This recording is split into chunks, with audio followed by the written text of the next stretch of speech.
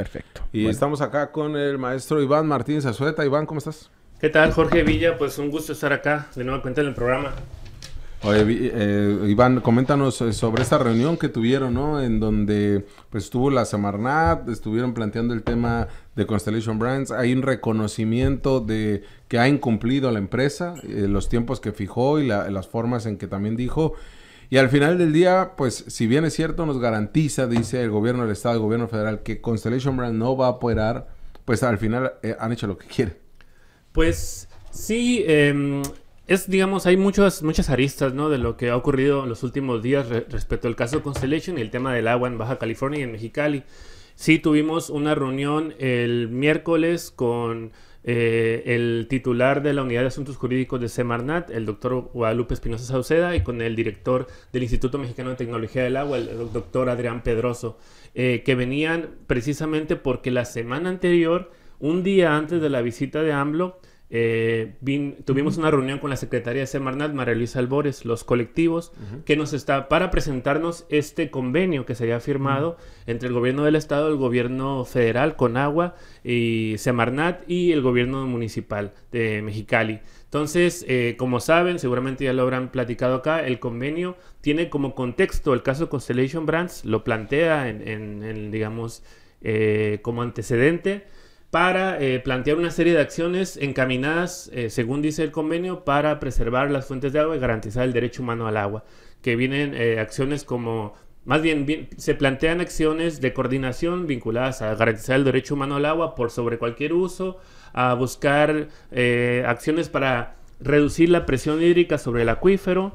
También acciones vinculadas a vigilar la transmisión de derechos de agua que se sabe que ocurre, sobre todo en el Valle de Mexicali con el Banco de Agua, que no pongan en riesgo el derecho humano al agua y la sobreexplotación del acuífero, en fin, y otras relacionadas con el tratamiento, reuso de aguas y el medio ambiente.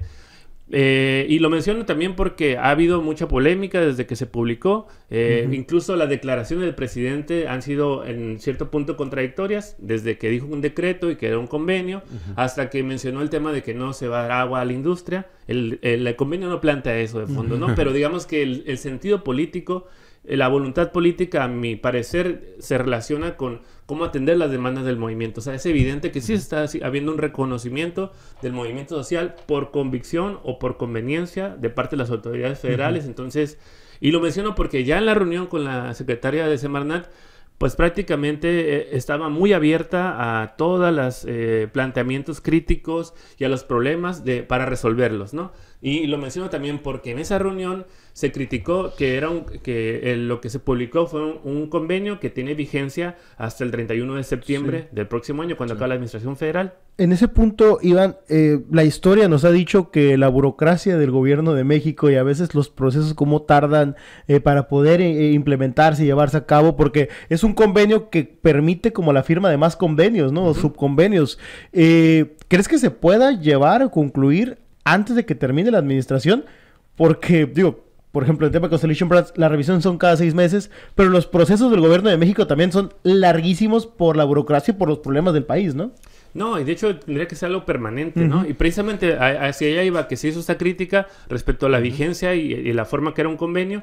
Entonces la Secretaría de Semarnat se comprometió, de hecho casi regañó públicamente a su director jurídico, diciéndole, es que yo te pedí algo de más larga duración, o sea, queremos un decreto. Entonces se comprometió a firmar un decreto de aquí a febrero del año que viene que dé mayor certeza jurídica a la lucha social, ¿no? Entonces, para ello, justamente la reunión del miércoles tiene que ver con eso, porque entonces planteó que se hiciera una mesa técnica con los colectivos de cara a ir construyendo un decreto con estas características y que, de hecho, vamos a tener reuniones cada miércoles con ellos, fue un acuerdo para ir construyendo este decreto. Otro de los acuerdos con la secretaria fue que ya va a venir la primera quincena de diciembre.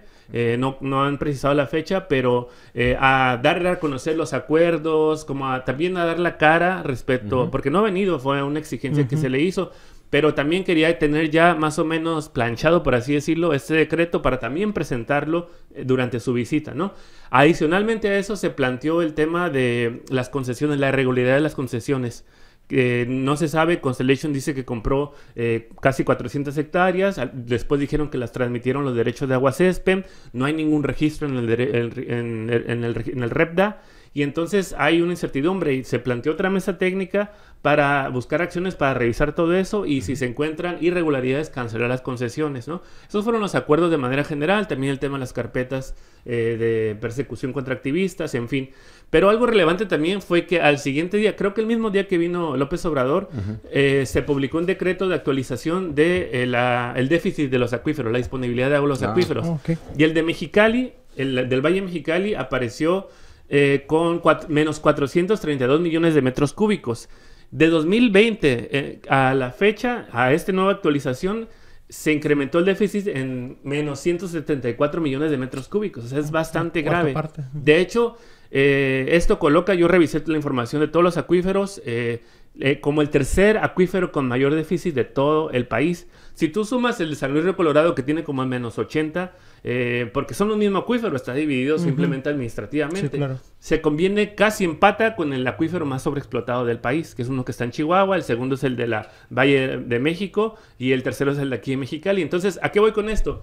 A que si bien específicamente el convenio y el decreto, que iría más o menos, simplemente tendría otro carácter jurídico y otra temporalidad, plantea que buscar acciones para reducir la presión hídrica sobre el acuífero y que no se otorgarán más concesiones o se regulará todo eso de uso industrial para no poner en riesgo la presión. ¿Qué significa eso? Si el acuífero ya está súper sobreexplotado, digo, ¿no? Y sin Constellation Brands, ¿eh? Y sin Constellation Brands, sí. De hecho, retomamos ahí un documento que tú hiciste, Iván, para que nos expliques un poco, lo que representa precisamente... ¿Te sorprendiste, Iván? ¿Tú lo hiciste? Muy bien, sí, yo lo hice. Está perfecto, dice Iván. Sí. Nunca habíamos visto... No lo pudieron explicar mejor. Ciudad Capital nunca había presentado algo tan perfecto. Pero bueno, para que nos expliques un poco, ¿no? De este mapeo que hace sobre la explotación de los acuíferos. Sí, precisamente lo que hice fue descargarme la tablita y hacerlo en un mapa, plantear la información y ahí dice, pues, o sea, que es el tercer acuífero más sobreexplotado del país. Si lo sumas, como mencionaba, con el de San Luis Río Colorado, casi llega al primer lugar y que pareciera que este cambio de menos 174 millones de metros cúbicos tuviera también un sentido deliberado, ¿no? Es decir, más o menos en 2016, 2015, revisas la disponibilidad y era también menos 400 y algo. Y de pronto, 2017, 2018, el acuífero ya de pronto sube, digamos, la disponibilidad a menos 200, ¿no? O sea, entonces pareciera que estuvieran deliberadamente declarando que hay menos sobreexplotación para seguir haciendo los negocios con el agua, ¿no? En 2020 continúa la actualización más o menos igual y hasta ahorita ya vuelve a menos 432 millones de metros cúbicos, ¿no? Es decir, pareciera, yo creo, incluso es una conjetura del doctor Alfonso Cortés Lara, de que administrativamente se estuviera presentando cifras a modo de que la sobreexplotación era menor para todos estos negocios vinculados con el agua, ¿no? Pero ahí viene la información y qué bueno que la comparten de todos los acuíferos del estado. Esto tendría que cambiar la política que se tiene prevista para las próximas grandes empresas o próximos negocios que, como lo sabemos, por ejemplo, el tema de microcircuitos y estos sectores que consumen habitualmente o semiconductores que consumen mucha agua, ¿no? Este documento tendría que cambiar la política que se tiene actualmente, ¿no? Sí, totalmente. Incluso ha mencionado que se va a promover la instalación de plantas de tratamiento de agua para que y también una serie de acciones, ¿no? También para vigilar, porque sí hay toda una opacidad vinculada con el distrito de riego y el banco de agua, de que al final la agua se ve una mercancía, ¿no? Y es posible, así se operó Constellation Brands. Pero también un tema, yo creo que más allá de lo que se instale nuevo, es todo el problema que ya existe, pues, o sea, se tendría que tomar de por sí muchas acciones muy drásticas vinculadas a reducir esa presión hídrica y a, digamos, buscar que el estrés hídrico se vaya a la baja, pues, ¿no? Porque, insisto, ¿no? Lo que está planteándose ahí es esto. De hecho, mencionaron que se estaba preparando un decreto también para reordenar las inversiones hacia el sur-sureste. Las inversiones industriales que requieren mucha agua se mandarán para allá. Yo creo que también para promover sus proyectos allá de ordenamiento urbano industrial, como el corredor transísmico, el Tren Maya y demás. Sin duda hay ese trasfondo. Pero es una realidad que ese tipo de industrias no se deberían de instalar acá en el norte, ¿no? Y ahora con todo el nearshoring y estos procesos de comercio internacional, seguramente buscarán todavía como a la frontera norte como un lugar ideal para ello, ¿no? Pero es interesante, ¿no? Porque hasta los funcionarios te dicen que el problema, que hay divergencias en el propio gobierno federal y el problema en ese sentido ha sido con agua, ¿no? Y lo dicen directamente. Mencionas acá tú en el documento que publicaste y que hiciste el análisis que, ya lo decías, el Valle Mexicali es el tercero más sobreexplotado, pero después de Chihuahua y de la zona metropolitana de la Ciudad de México, pero no estamos tan lejos de esos dos, ¿no? No. O sea, realmente estamos muy cerca de lo que representa la sobreexplotación de los que más están de esta manera con déficit. Y también lo que nos podías comentar, por ejemplo, para antes de irnos a la pausa, además de la zona del Valle Mexicali y de Mexicali, la sobreexplotación que es la que maneja números, pues Y ojo, Jorge, que esto afecta también al resto del estado, ¿eh? O sea, claro, sí. Cuando hablamos de la sobreexplotación de Mexicali, exacto, hay que recordar que es el principal abastecedor, ¿no? Sí. Del agua en Tijuana y en Ensenada. ¿Dónde representa además en Ensenada? Es donde manejas también como no tan crítico como el Valle, en la zona de San Quintín. En la zona de San Quintín eso es sabido que se ha sobreexplotado los acuíferos. Y este tema es importante, Villa, porque justamente uno de los planteamientos que hicimos es que el problema de Constellation Brands y el problema del agua es estatal, no solamente es de Mexicali, y decíamos que se tenían que preservar porque iban a decir no vamos a instalar nuevas industrias de alto consumo, pero sí en Tecate, que repelen el agua del río Colorado, ¿no? En Tijuana. O en Tijuana, ¿no? Entonces decíamos... O lo que iba a pasar en ¿cómo se llama? Que querían hacer como su Silicon Valley, Silicon Border.